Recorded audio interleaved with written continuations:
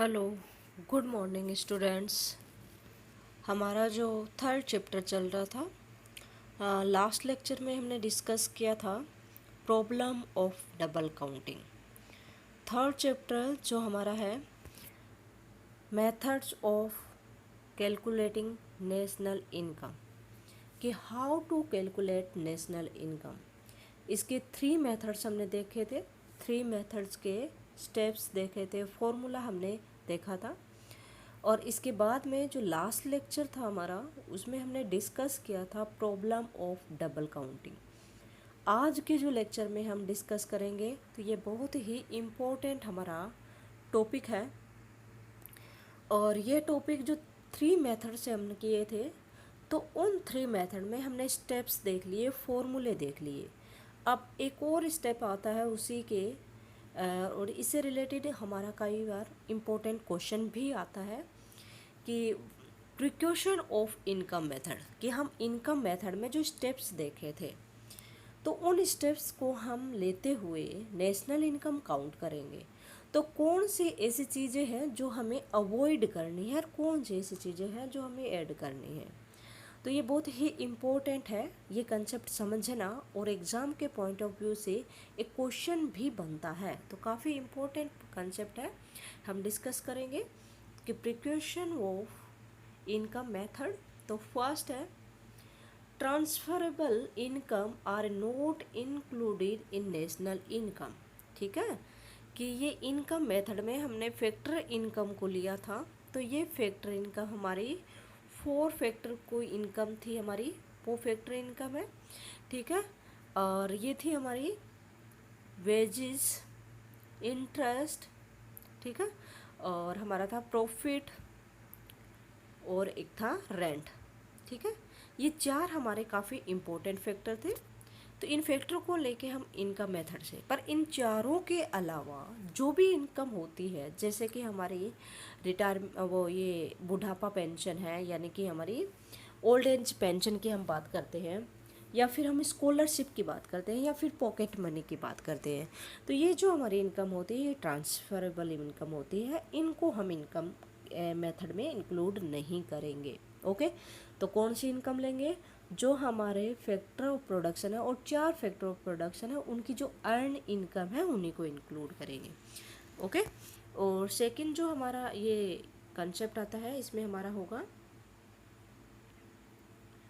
Second concept है हमारा income from sale of second hand good will not be included.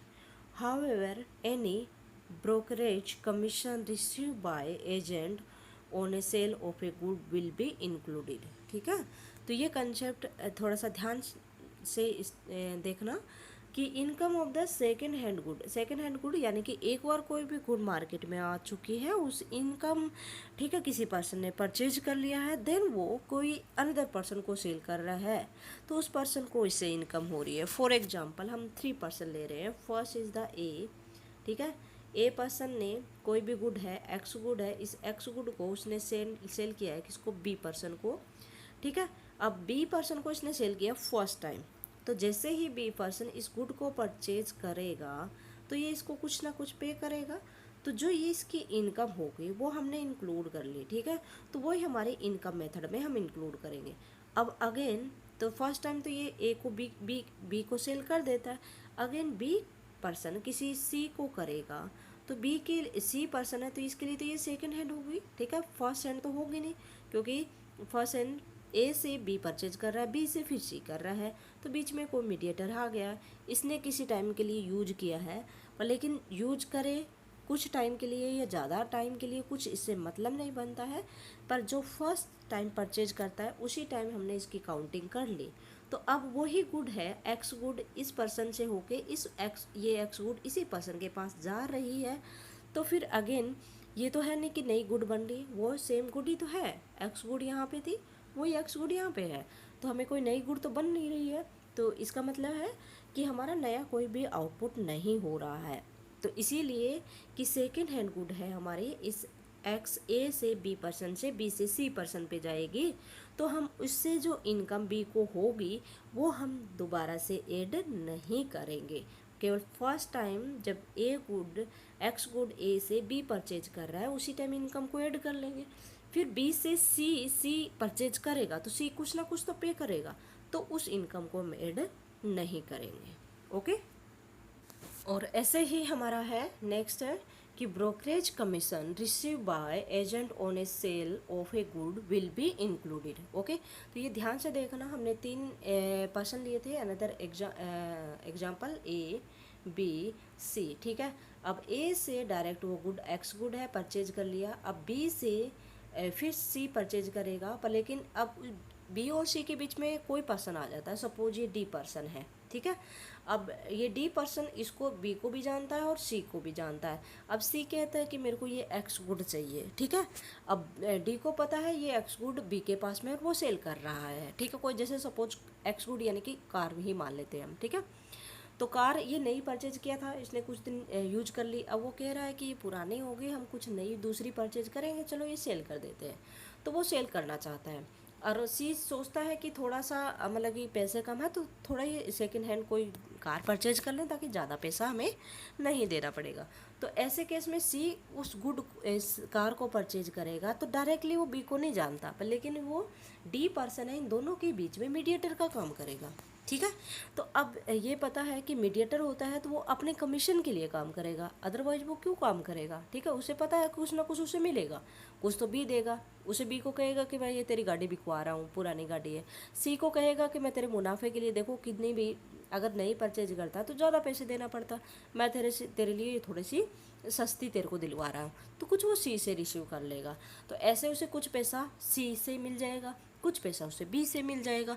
तो ये B D है तो डी पर्सन की खुद की थोड़ी सी मेहनत तो लगी है यहाँ पे, उसकी मेहनत के बदले ही उसे कुछ ना कुछ मिल रहा है। तो इसकी जो इनकम होगी डी पर्सन की हमारी की सपोज कार है हमारी 5 लाख की, 5 लाख है, ये फर्स्ट टाइम हमने इसको ऐड कर लिया। ठीक है, बी पर्सन ने 5 लाख ने परचेज किया तभी वो इनकम ऐड हो गई। ओके, इस कार की अब यही कार है, अब ये उसने कुछ दिन यूज कर ली, तो अब ये 3 लाख में बी सी को बेच रहा है। ठीक है, अब इस 3 लाख में अब ये तो 3 लाख दे रहा है सी, पर लेकिन बी को कितना मिल रहा है, सपोज 250 ही मिल रहा है। ठीक है, अब ये 50 है। ठीक है, तो केवल ये बी को मिलता है 250 ही। ठीक है, तो ये जो 50 रहेगा इनकम, तो ये कौन अर्न कर रहा है हमारा यहाँ पे, ये अर्न कर रहा है हमारे यहाँ पे है,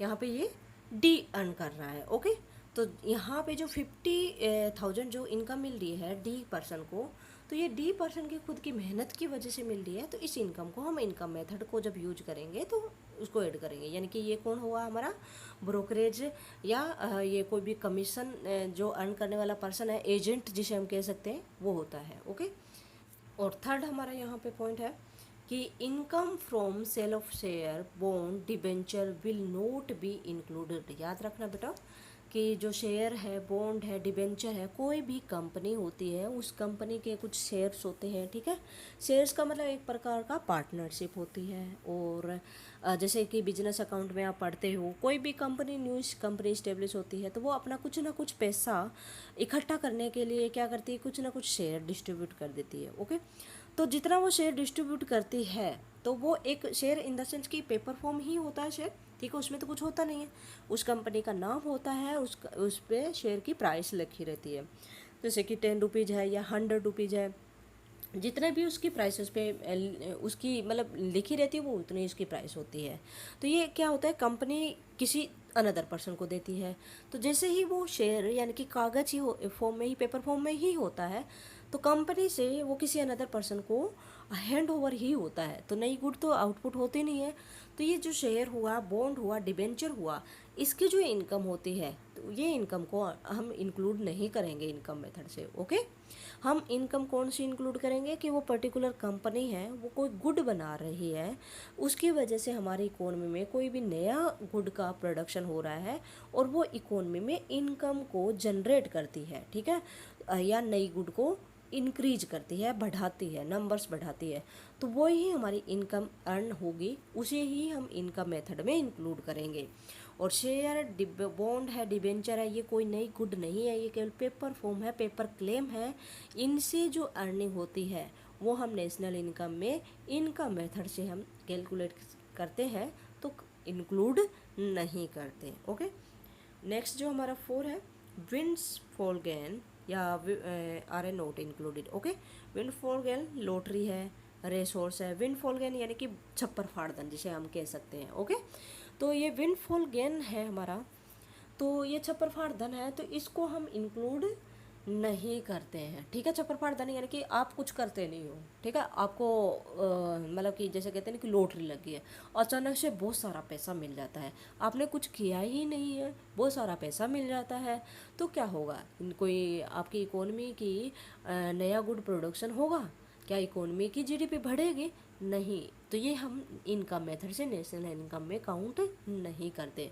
हम यहाँ पे कौन सी इनकम लेंगे? जैसे वाइट और ब्लैक, आपने ब्लैक मनी का नाम भी सुना होगा, एक वाइट मनी होती है।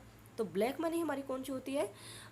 जो हमें कि कोई भी उसका अकाउंट मतलब कि रिकॉर्ड नहीं होता है, या फिर आप ऐसे ही जैसे किसी को रॉबरी दी जाती है, तो ये ब्लैक मनी होती है, ये हमारी कोई अकाउंट में नहीं आती। तो ऐसी जो इनकम होती है उसको हम नेशनल इनकम में काउंट नहीं करते हैं।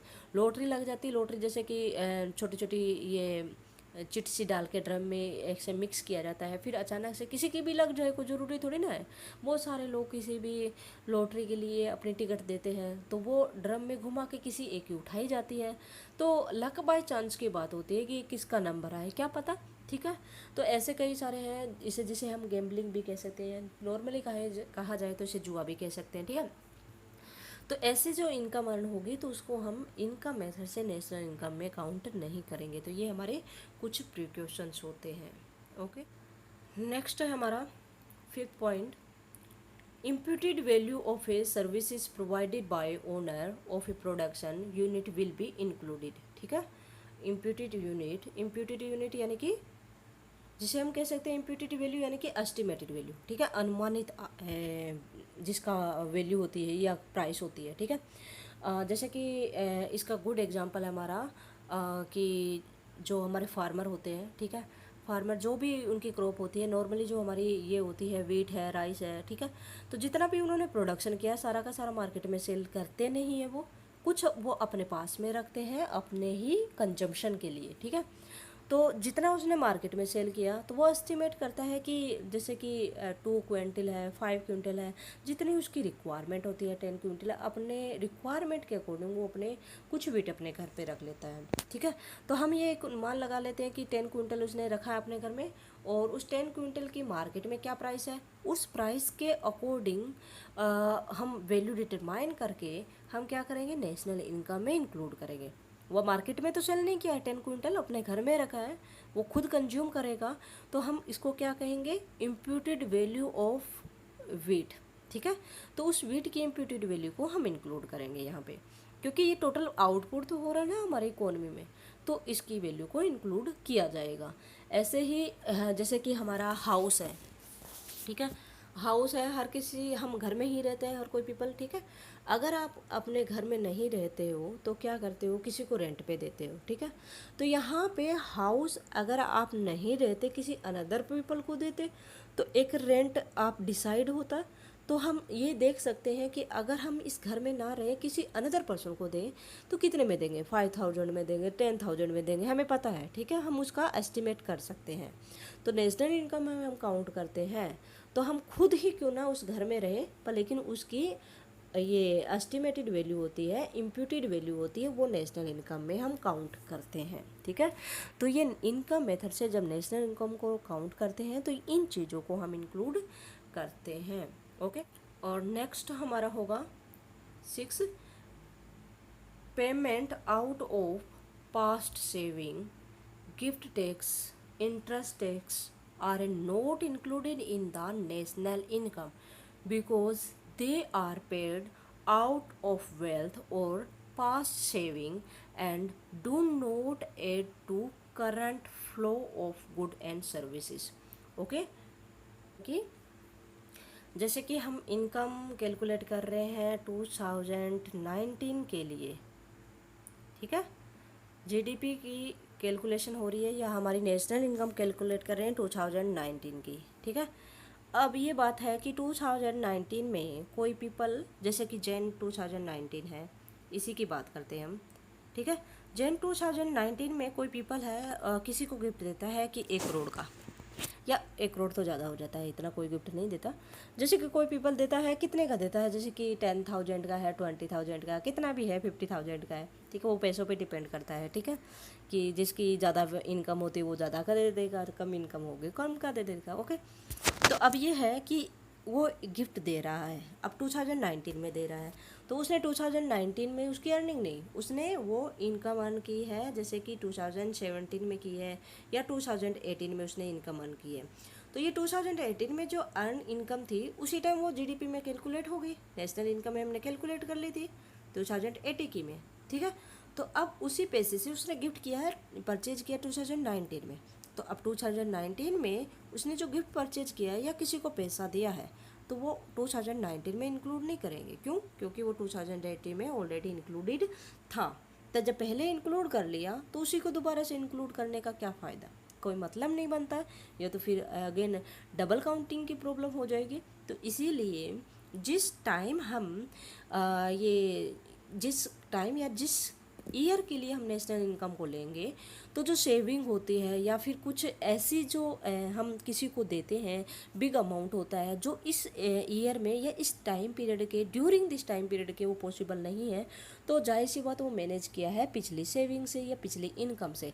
तो सेविंग हो या हमारी कोई गिफ्ट हो जो किसी को देते हैं, तो वो हमने जो पहले की अर्निंग है उसी का तो पार्ट है, और जिस टाइम हमने अर्न किया था, जिस टाइम हमने वो इनकम अर्न की थी, उसी टाइम उसकी उस ईयर में नेशनल इनकम में काउंट कर लिया था, तो दोबारा से उस इनकम को काउंट हम नहीं करते हैं।